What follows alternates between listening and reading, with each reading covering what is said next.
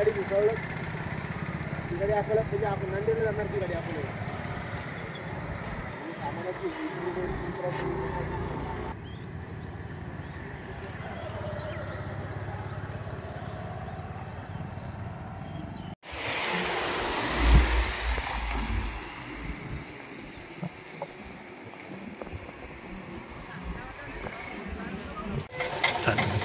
मागील 7 दिवसापासून सतत चालू असलेल्या अवकाळी पाण्यामुळे या परिसरामध्ये ज्वारी व मका असे उन्हाळी पिकं सर्व नष्ट झालेले आहेत आणि कालपासून या भागातील सर्व विद्युत पुरवठा खंडित झालेला आहे। सर्व इलेक्ट्रिकचे पोल पडलेले आहेत। आपण पाहू शकता या नदीला सुद्धा पूर आलेला आहे।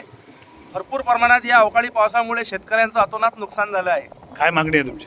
शासनाने यावर लक्ष देऊन शासनाने या परिसरातील शेतकऱ्यांचा सर्व पंचनामा करून या लोकांना लाभ द्यावा। तसेच या भागातील विद्युत पुरवठा जो खंडित झालेला आहे तो लवकरात लवकर सुरू करावा।